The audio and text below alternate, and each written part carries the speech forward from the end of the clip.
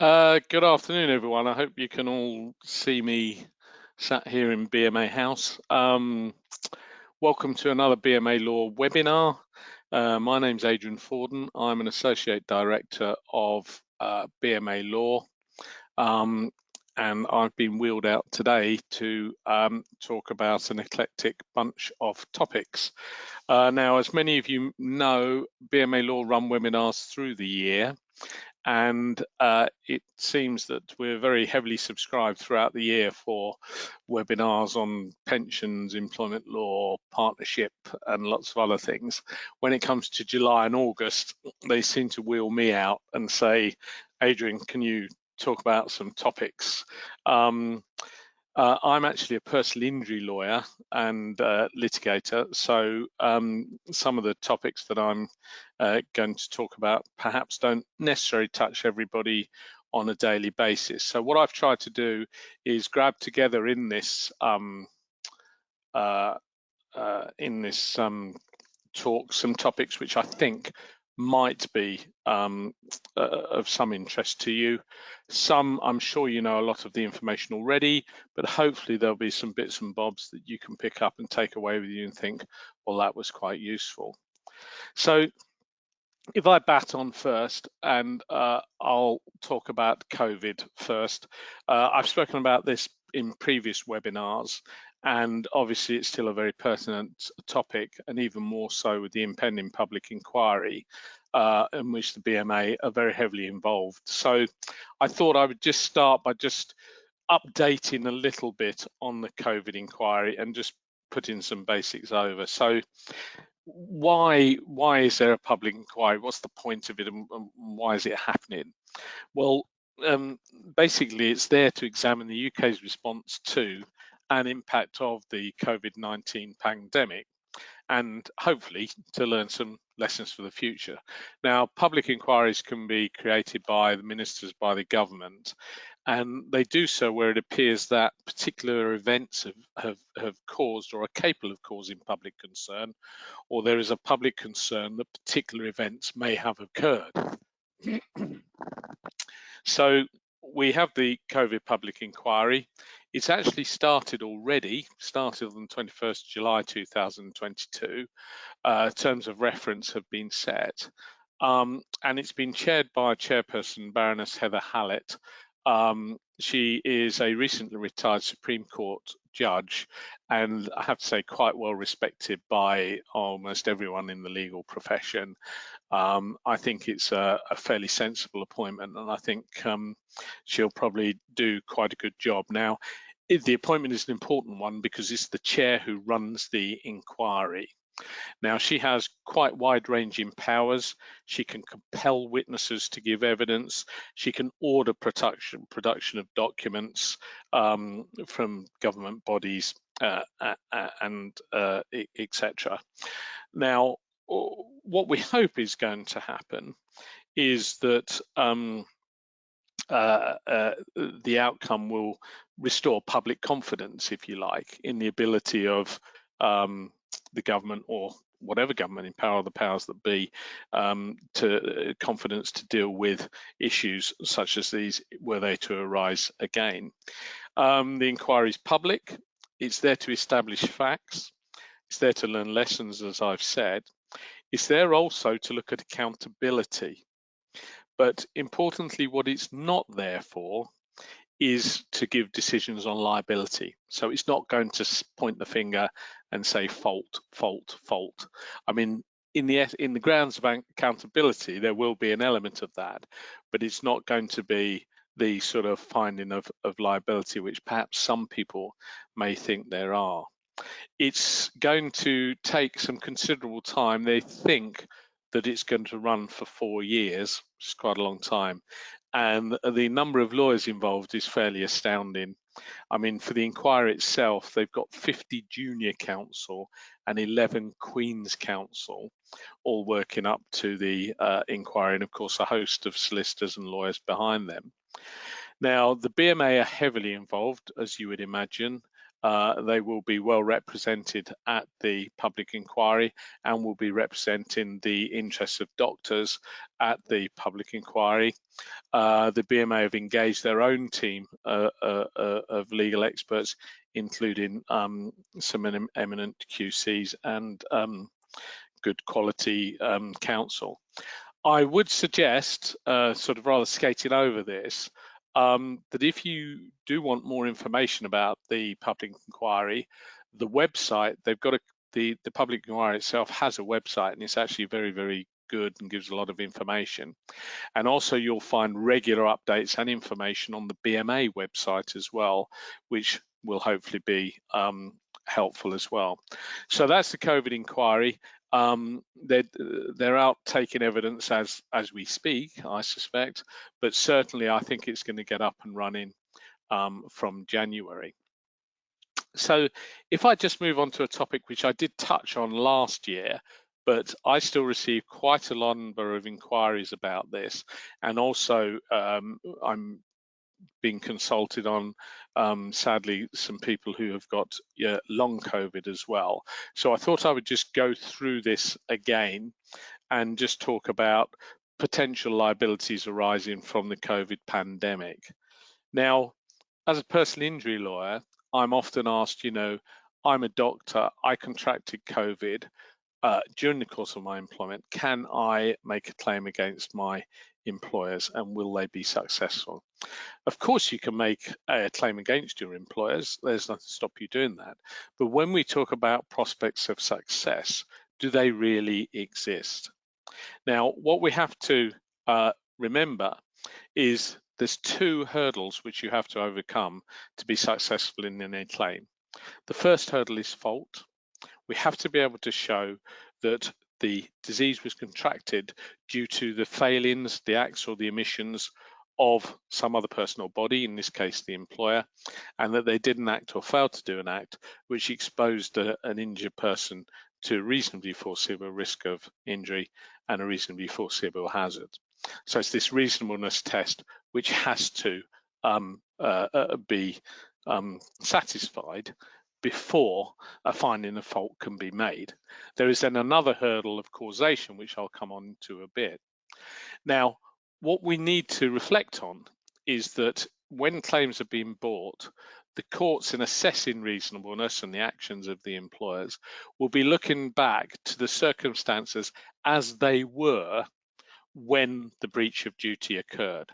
So, for example, if you contracted the disease in April 2020, the courts will be looking at the knowledge of the employers, the preparedness of the employers, and their actions at April 2020. And I think this is important here because, of course, the COVID and the knowledge surrounding COVID continues to be quite fast moving. And what people knew or reasonably to have known back in early 2020 isn't necessarily reflected in knowledge now. And of course, it was an extraordinary and highly complex situation. Just one other thing for the medical practitioners out there who may be concerned that they might be subject to clinical negligence claims during the course of the coronavirus pandemic, particularly retired doctors, junior doctors, medical students who were called in to the front line. They are protected and indemnified under the Coronavirus Act against any claims. So just similar to whether or not they were acting for the NHS Trust. So there's a degree of indemnity there. So as I've said, to be successful, we have to prove fault. What I think we really need to be looking at here, and what the courts will be looking at, if the claims against the employer, they have to look at what risk assessments the employer were making and at what time. Okay, and the issue here is what the knowledge was, and if there was a risk assessment, did the employer adhere to that risk assessment? And I suspect, I've put down the bottom there, public policy. I suspect it's going to be difficult to succeed in respect of medical practitioners and in fact NHS staff necessarily for contraction of COVID at the very beginning, leading up to lockdown and shortly thereafter. Because although it isn't public policy, I would imagine that the courts are going to be reluctant to visit on the NHS trust liability in what they will see as an all hands to the pump firefighting situation. And the NH Trust themselves might say, look, decisions about the procurement and allocation of protective PPE, protective equipment, was actually a policy decision made by government and made by higher bodies, and therefore why should they be criticised to failings in that respect? Now, similar arguments have been run in cases against the Ministry of Defence when they were providing soft skin vehicles to in Iraq and Gulf War, and the Court of Appeal said no. As the employer, they can't delegate away. They can't delegate their duty away from that duty at that time. So I don't see that as being a robust defence that will stand up.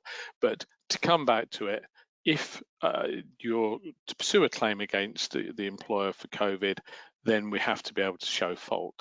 I suspect and feel that if somebody was contracting COVID, say, later in 2020, or when the second wave came along, and we could show that there were failings on behalf of the employer then I think that would give stronger ability to claim. Now, the second hurdle, so fault was the first hurdle. The second hurdle to overcome is causation. We have to be able to show, if we're acting for the victim, the claimant as they're known, we have to be able to show that it was the fault that has caused the injury, i.e. that it was the failure to provide adequate PPE, for example, that has caused the person to contract COVID. Now, this is virtually impossible, of course, because there's so many alternative sources of infection. And, you know, many people might say, well, I only went from my accommodation to the hospital, I didn't pass go, didn't do this, went on my bike, didn't go on public transport or anything like that. But the fact is, it could have been contracted anyway. It could have been caught off another member of clinical staff, for example, in the canteen, or it could be touching something on the way in, on the bus on the way in, or in the shops or on the door handle or whatever. How are the courts going to approach this? Well, for those of you in medical training, you may well be aware of the condition of mesothelioma, which is an asbestos-related condition. And so this sort of alternative sources of infection type argument has been before the courts previously in connection with these cases. Now, asbestos is responsible for a number of different diseases: asbestosis, pleural thickening, pleural plaques, maybe even lung cancer. But the majority of those conditions are all dose related. So if you worked, the more you worked with asbestos, the more you're likely to contract the condition and the worse the condition will be. Mesothelioma has similarities in contraction to COVID in that mesothelioma can be caused by one tiny minute strand of asbestos. Okay, it's not dose related.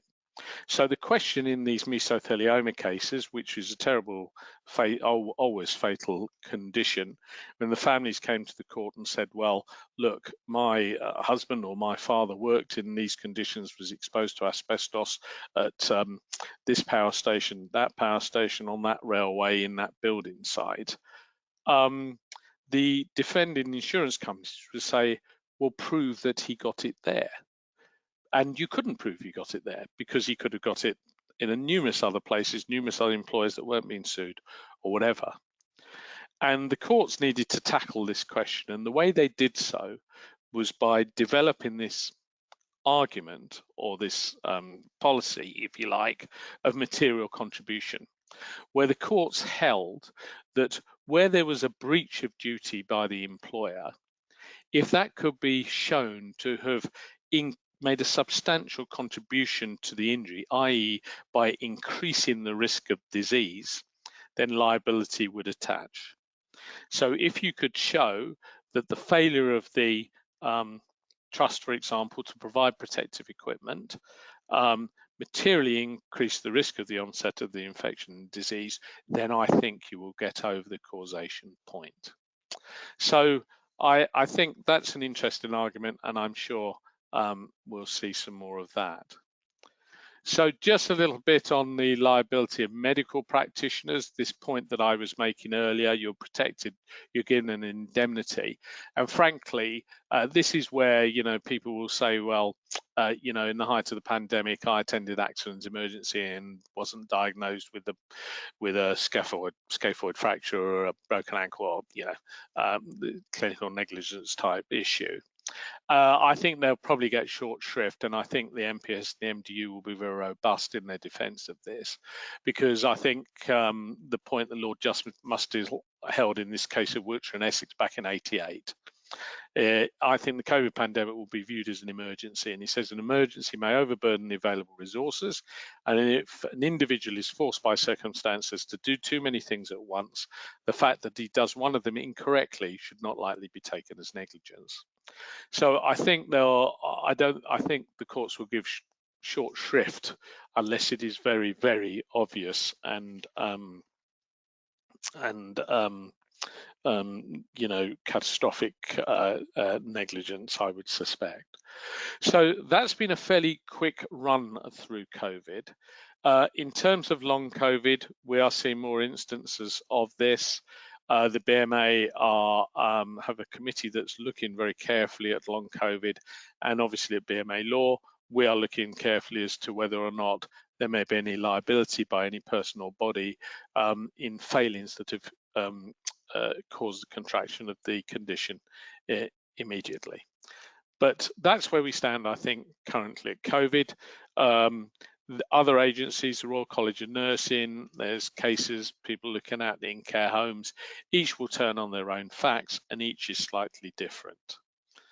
So moving on, a totally different topic altogether, but one I think might be quite pertinent, and I had decided to sort of have a chat about this because we have received 2 or 3 inquiries, which I'll talk about, arising from the use of e-scooters and e-bikes.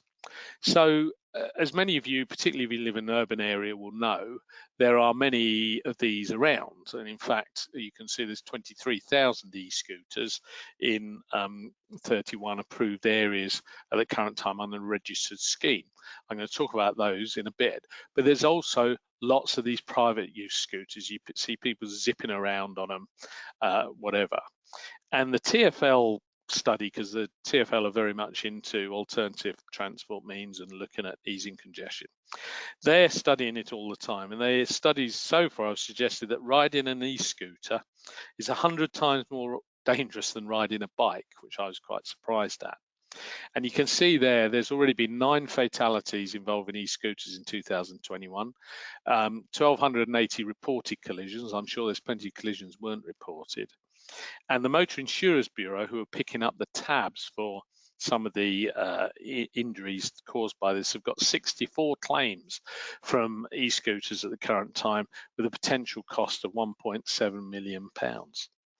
So they're out there, they're dangerous, and interestingly, even in today's Independent, which makes me look very up to date, they've confirmed that even in these approved trial areas, they're extending the trial through for another couple of years just to try and get an angle on whether they are safe and whether they are a solution to be used.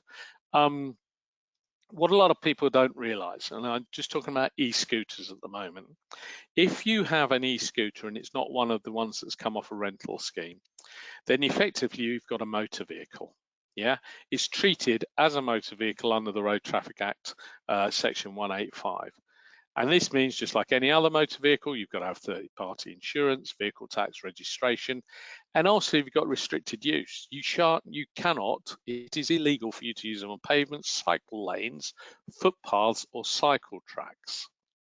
So when you see people zipping around and using cycle lanes on a private scooter, they are guilty of an offence under the Road Traffic Act. And you've got all the criminal offences that go, in addition to those on the Road Traffic Act. You've got drink driving, speeding, causing death by dangerous driving, reckless driving, driving without due care and attention, and driving under the influence of drugs. So it's an offence if you've got a scooter, not to adhere to any of these stuff that you'd adhere to if you had a car. Rather amazingly, I find, is there's no, the one thing they don't do is insist that a helmet should be worn. So the thing is, you cannot really use an e-scooter in a public place. And the reason for this is there's very few, if any, insurance companies are now insuring private e-scooters, and there's no way of registering them. It's a point I'll come on to in a bit. So most of those that you see on the road are actually on there illegally. You'd only be able to drive them around your garden or up and down your drive if you had a particularly long drive. So there are then the e-scooter rental schemes. Yeah. Now, these are the ones that have been licensed by local authorities, TfL, you see them in a lot of urban areas for trial use. Now, provided that the person using them as a provisional driving license, that the scooters themselves have been limited, it should say, to 15 kilometers per hour, not 1.5 kilometers per hour. And actually, I think it's about 12.1 in London. And that there's compulsory insurance cover provided by their providers, so you are covered by their thing, and there's a system of accident reporting. Then some of the legislation around e-scooters drops away and you can use them. So that's why everyone's using them, and that's why the schemes are being used. But you've still got to be careful, because you still run the risk of criminal offences, in that you can still be done for drink driving, driving under the influence of drugs, dangerous driving, and a lot of the motor vehicle regulations apply other than you're insured and registered. Okay, and the classic thing that I've seen, which has prompted me really to just bring this to people's attention, is we've had a number of inquiries. For example, medical students may come out of a nightclub or a pub or whatever and think, oh God, I can't bother walking home. I tell you what, I'll just jump on one of these and off I go. And the police swoop on them and say, right, drink driving. And then you're then into a GMC fitness to practice scenario. Do you self-report? All the hassle that comes with. So you need to be careful. So the next thing is e-bikes. Now, I cycle in and out of work here at BMA House in London. It's downhill all the way in, it's uphill all the way back, and I'm quite fat and old. And I always sort of think I'm doing quite well going up the hills, and then somebody sort of whizzes past me on a bike. And I think, blimey, how do they do that? And of course, it's these e-bikes. Now, e-bikes are technically motor vehicles. There's no difference between that and a moped, I don't necessarily think. But there's an exception again for e-bikes, and this is if they've got pedals fitted capable of propelling the bike. They don't exceed 250 watts. They cut off, so you can't go any quicker mechanically, if you like, at 15.5 kilometers per hour. Lights front and back, and there's a minimum age of 14. Now, they don't need to be registered or taxed or insured. So in a sense, they're treated like bikes. But obviously, they can move a bit quicker than some of your average bikes. And you've still got fault-based offences of careless and dangerous driving. And you've got just like you would if you were riding a bicycle, you should not drive under the influence of drugs or drink. Obviously, it's not the statutory limits that are applicable in the Road Traffic Act, but there's still an issue. So beware with e-bikes. Okay. So where are we with them? Well, you can see the benefits. I think everyone can see them: emission free, they're friendly, and they ease pressure in urban areas, busy road networks. The problem is there's such a proliferation of them. The risk of injury is very high. I certainly look at people zipping around on them around London. None of them seem to wear helmets. Most of them are in cycle lanes, you know, and things like that. And of course, if you've got one off the register scheme, I should have said you are able to go in cycle lanes, not pavements, but in cycle lanes and recognised cycle paths. And the problem is that the Motor Insurers Bureau, who is currently picking up the tab for the damage and losses and injuries, they are not going to do so forever, and there's going to have to be some system of registration and insurance. And the problem is with registration of the scooters. Scooters are very small, so you can't really put a plate on them. So the argument is that they should put GPS stuff on them so they can be tracked and all this. But then you've got people saying, well, hold on, you know, it might be in the interest of public safety to do that, but it could be an invasion of individual privacy. You know, tracking where somebody's going and tracking where their journeys are. The fact is, though, this is a rapidly developing area. The trials are still going on, and I think the jury's still out as to whether having these whizzing around cities is actually more dangerous than it is environmentally friendly, etc. But there'll have to be some review of that. But beware, if you are using them, you are treating them really like motor vehicles, I suspect. So coming on with a little bit perhaps more doom and gloom, and I'm sorry to go down this route, but I just thought I'd also touch on cycling, because when I look through, I deal with the personal injury cases under the BMA personal injury scheme, doctors who've been hurt, and a large majority are sadly doctors who've been knocked off bikes. You know, cycling to and from hospitals, you know, is a good way to get around. And of course, the risks come from everywhere: lorries, buses, potholes, car doors, and drivers basically failing to see cyclists. So you can see from these figures, these are the ROSPA figures, and these are the ones they received from the police.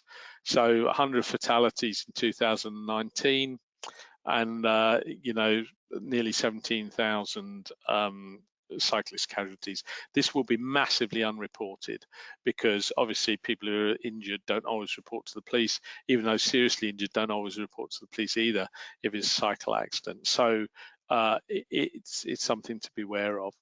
So one of the things I want to talk about, because I do get this quite often, is what happens if you're injured when your bike hits a pothole, and there are plenty of potholes around. You know, can you claim for that injury? And if so, who from? The answer again is yes, you can claim, and you would claim from the highway authority that's responsible for maintaining the road where the accident took place, where the pothole is. And there's a duty there. It's gone back right to 1941, is actually Section 41 Highways Act, which says that the highway authority is under a duty to maintain the highway. And what do we mean by maintaining it? And it says the highway has to be maintained in such a state of repair that it is reasonably passable for the ordinary traffic of the neighbourhood without danger caused by its physical condition. Okay, so the big thing to notice there, it is not a duty to ensure that all the pavements and roads are as smooth as a bowling green, as one of the judges put it, I think, in Barnsley and Mills, one of the Leeds cases. But, you know, it's got to be reasonably safe. Now, the Highways Authority have got what they call, is called the statutory defence, okay? So if the Highway Authority can show that they had taken all reasonable steps by way of inspection of the highway and a repair system that was reasonable in the circumstances, and they have exercised and adhered to that reasonable system of inspection and repair, then they won't be found liable. So the point is that, you know, say for example, this is a bizarre example, but let's say a sinkhole appears in the road and 10 minutes later, a cyclist falls into it. They're not going to succeed in their claim because the reasonable system of inspection would not have revealed the existence of that sinkhole. There might be other arguments as to whether they knew that it was liable for sinkholes or whatever, but you know, the reasonable system of inspection would not expect somebody to be looking on the roads all the time, etc., etc. So it's the procedure which they adopt in across the highway, and they will have to grade the roads and pavements depending on where the areas they are. So if there's an area of high urban use, shopping centre, outside of school or something like that, then that will have to be at the top of their inspection list. So they have to make sure they're looking at that all the time. If they're on a road out in the country lane, then that obligation to repair, to inspect is probably once a year, twice a year. So if I could just give some examples really of cases, because these are the ones which probably will give you some more information about it. The first one is Hilliard v Surrey County Council. Now, this was quite interesting. This was a closed road cycling event. I think it was a Surrey Hills ride or the London to Brighton ride or whatever. And it was 16,000 riders all cycling 100 miles. Now, Mr. Hilliard was riding along in this closed event. He was riding along the road. His bike hit a pothole, which was 30 millimeters deep, so 3 centimeters deep, and fell off and injured himself. So at the first instance, the judge found that Surrey County Council were in breach of their highways duty, that they hadn't maintained it so that it was reasonably passable, etc., etc. The council appealed, and they appealed on the basis that, if you remember, the test is the highway has to be maintained so that it's reasonably passable for the ordinary traffic of the neighbourhood. And one of the essence parts of their appeal, which was accepted by the Court of Appeal, was prior to Mr. Hilliard riding over it, there'd been 12,400 riders ride around or through or over this pothole without injury. And on that basis, they argued that it was reasonably passable for the ordinary traffic of the neighbourhood. And the Court of Appeal accepted that and upheld and overturned the decision and upheld the appeal of the County Council. So Mr. Hilliard failed and did not receive the damages to which he was entitled. The next case is Griffiths and Gwynedd. And this, if you remember, I'm talking about reasonable systems of inspection here and grading different areas of responsibility. Now, this Mr. Griffiths was out on a mountain road, quite a rural area, and he fell from his bike. What was happening? He was cycling downhill. He came around a bend, and there was a defect in the road, so he moved away and came into another defect, which was on the side of the road, and suffered an injury. Now, it's a rural road, but it had been inspected in February 2009, and this accident occurred in May 2009, so about 3 months before. And Mr. Griffiths argued that the defect was a Category 1 defect in the Gwynedd County Council sort of repair manual. So if you recall what I said about reasonable inspection and then have a graded system of repair, grade 1 is something that required prompt action. He said, look, this was a Category 1 in the Local Authorities Code of Practice, so should have been repaired. He lost at the first instance, so Mr. Griffiths appealed it. And on appeal, he was unsuccessful again. And the court adopted this attitude of saying it was a country road, it's in a remote area, and the character of the road and the defects should be taken into account. And the burden of finding that this was dangerous and placing that burden on the local authority would be too much, okay? And that therefore they weren't in breach of Section 41 they'd taken all reasonable steps by their system inspection to ensure it was safe, and then had the fact that it wasn't treated as a category 1 was not an issue because of where it was. So fails again. The final one is a bit more tragic. Mrs. Van Loo hit a pothole 4 inches deep, concealed by a puddle. She was thrown from a bike into the path of an oncoming vehicle, and sadly she died. And the case was brought, and the Highway Authority, in this case was Warwickshire County Council. And here it was found that there had been inspection of the road, and this particular pothole had been identified as requiring repair prior to the accident. But the council then didn't repair it, and within their time frame allowed. And when they did repair it, the subcontractors went to the wrong place and repaired a different pothole. So in that case, Mrs. Van Loo's estate, her family won, and they recovered damages on her behalf. So that's a very clear breach of the highway's duty to maintain. So that's potholes for you. There's more and more of them, sadly. They'll each turn on their own facts, but there are the issues that we have to consider. Just a few more cycle things that we get through helmets.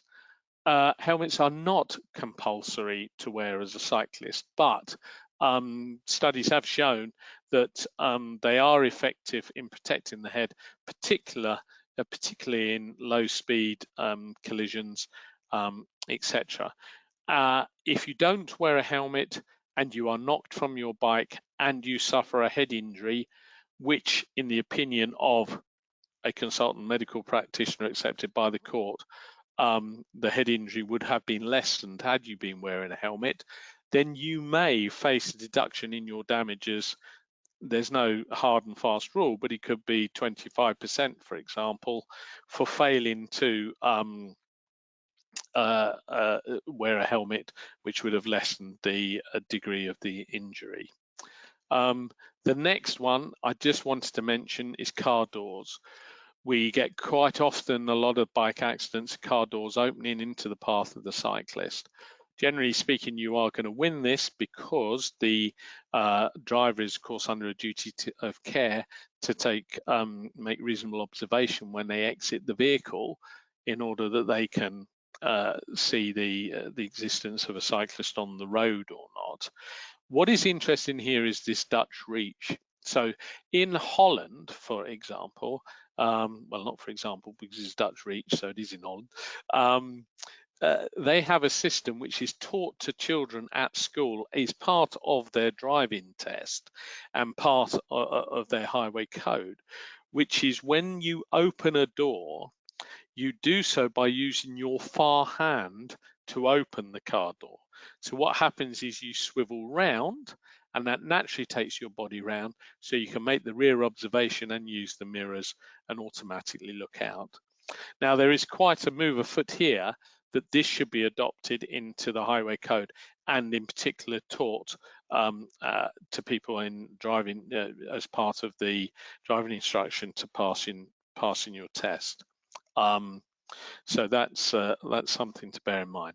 Finally, cycle bells. I don't know how many cyclists of you have cycle bells. Up until 1999, it was compulsory to have a bicycle bell fitted, and for that fitted bicycle bell to work. But in 1999, they did away with that. Now, Rule 66 of the Highway Code says about cyclists, if you are cycling and there's a pedestrian or whatever, let them know you are there when necessary. For example, by ringing your bell if you have one. It is recommended that a bell be fitted, and recommended is the key word. Now, why I mentioned bike bells was because this recently came up actually, I think either in the House in Parliament, House Lords, House Commons, where there was supposed to be a debate on bicycle safety effectively, but it became rather turned on its head, where there became more of an argument about what could people do to protect themselves from cyclists and how the public could be protected from cyclists. And this was this thing about bike bells. The problem that I've always found is if I'm cycling around and I ring a bike bell with a pedestrian in front of me, they tend to look at me with some sort of degree of anger. It's almost as though by ringing the bell, I've shown some entitlement that I should be on the road as opposed to others. So what I do now is just shout or cough, to be honest, but then I don't go particularly fast. The point about bike bells, again, is something that cyclists do need to be aware. If you are cycling around and you do knock somebody down, then there may be some liability on you for the way in which you've driven your bicycle. So you may wish to check whether you have effective bike insurance. And also, if you did sound your bell or if you shouted, then that may be a defense that you could, or partial defense that you could use with that.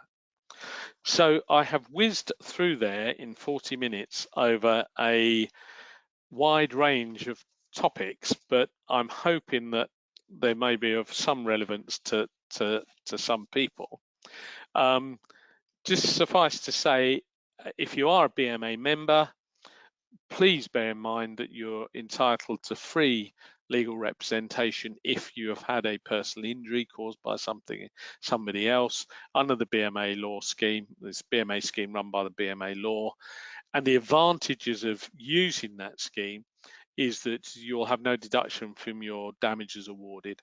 Whereas if you were to ring some of the adverts you might see, Underdog or whatever, they will take up to 25% of your damages if you're successful by way of a success fee. We're dealing with doctors and medical staff the whole time, so we know how sick pay works in hospitals, NHS trusts, and we can recover sick pay advanced, thereby sort of erasing any absence, particularly from training things and things like that. So we understand that. You're also going to get an individual solicitor, probably me, and it's not a bulk service. So I would, wherever possible, please try and use that scheme. So I think that's me done now. I've used up a fair amount of the time, but if people do have questions, please let me know, and I will try and answer them. So let me see who I've got here. I'll read them through.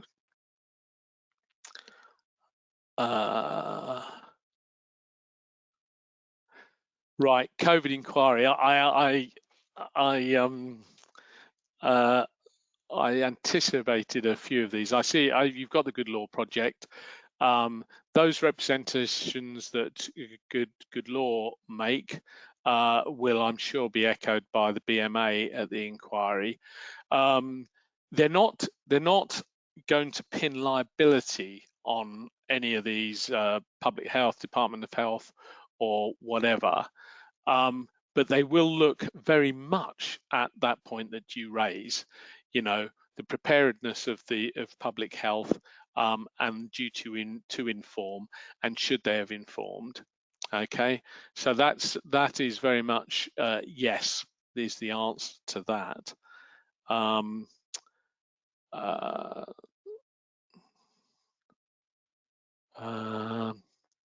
The question here about doctors returning to work, reskilling and re-registering, that is something the BMA would help you with. That's an employment law issue, as opposed to you know, anything that I would necessarily have expertise in.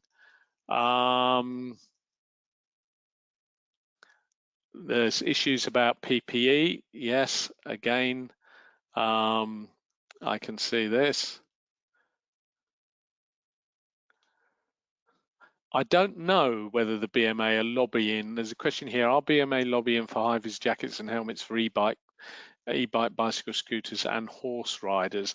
I think horse riding, it is compulsory to wear a helmet when on the public highway, or a hard hat. I stand to be corrected on that. I don't know whether BMA are lobbying. I know that a lot of the other Road Safe and other ones are lobbying for these things. I think it's more the licensing and registration and training in use of e-bikes and scooters, particularly you know, trying to make sure that people are aware that they can't that they cannot ride ride on the pavements and things like that. Just have a look here. A lot of questions about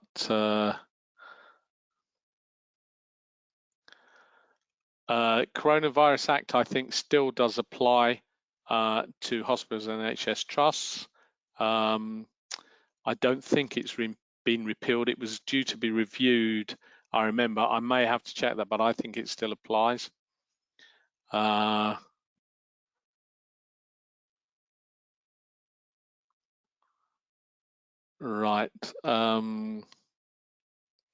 There's a pothole question there, but I can't see exactly what the question is. It says you fell into a pothole, but whatever.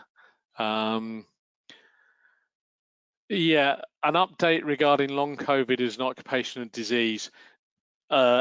It's certainly recognised as a condition. Now, has it been accepted as an occupational disease? To the point now, I believe the answer is no. As I said in the talk, the BMA are very much looking at this as a topic and very much looking, for example, on RIDDOR reporting and other things. All right, sorry, you can't read the questions. That's my fault. Right, the question about the pothole and the car in the pothole.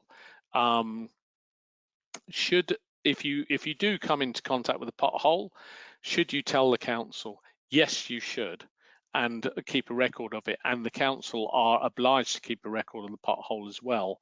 And that would help maybe somebody who was injured, because if the council had received a complaint or a pre-existing injury, an injury due to it, and failed to take steps, then that may you know, take them well out of their statutory defence and would assist in somebody else. Now,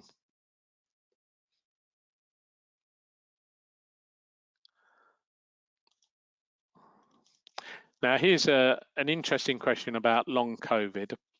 So as a long COVID victim from the second wave in lockdown, and I think that is an important thing, you're concerned about the PPE differences between ITU COVID wards and the emergency department, and that there should be a robust high level of PPE in those different wards. And that is an interesting point, because that's the point I was making initially when the pandemic broke out, and it's all hands to the deck, and there was a bit of firefighting, and resources were scarce. Then decisions had to be made about where to allocate those. But I do feel in the second wave, when there was more knowledge about COVID and the contraction of COVID, that there may be more arguable cases for liability on the NH Trust for failing to provide the PPE across the hospital, and particularly, as mentioned in this question, in the emergency department. The inquirer then goes on to ask, saying, does it make a difference that liability compensation has been paid in other countries? I'm not so sure that liability has been accepted in other countries. I may well be wrong.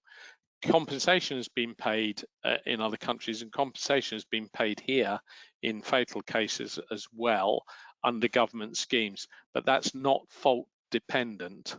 That's just a government scheme.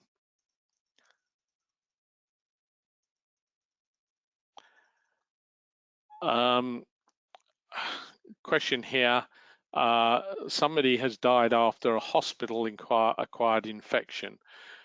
It could have been foreseen as staff availability deficient. That comes down to the circumstances of the case. Can you establish negligence in the treatment that was provided on the basis that had more staff been available and more well-trained staff been available, the infection would not have occurred? I think that's one that needs to be looked at individually. Right.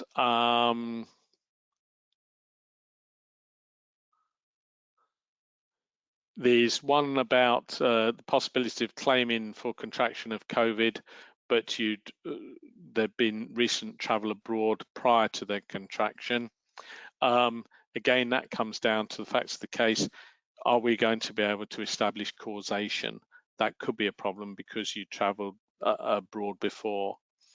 The fact that you're on paid sick leave for long COVID would not prevent somebody from advancing a claim for personal injury for the contraction of COVID. You'd simply have to give benefit for the sick pay you've received.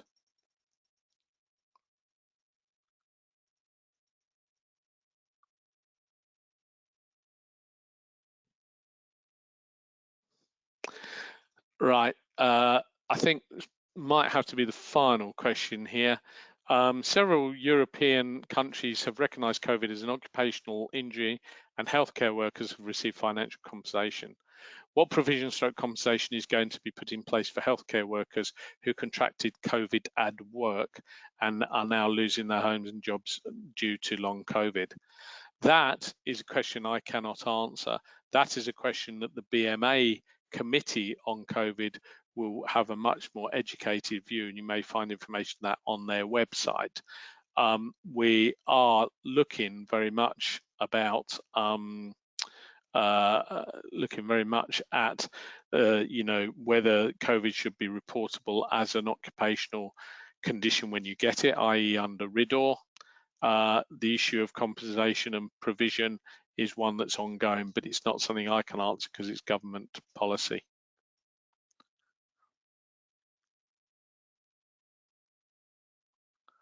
I think that is probably all I've got time for. I'm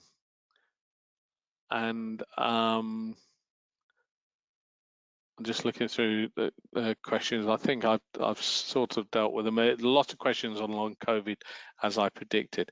So thank you everyone for listening to my ramblings. Please bear BMA law and the BMA personal injury scheme in your minds. If you hear of anybody who might benefit from advice from us, please ring, because for personal injury it is free. With COVID, we're continuing to look at it very carefully and continuing to obviously gear up for the public inquiry. So thank you all, and I will bid you farewell. Thank you.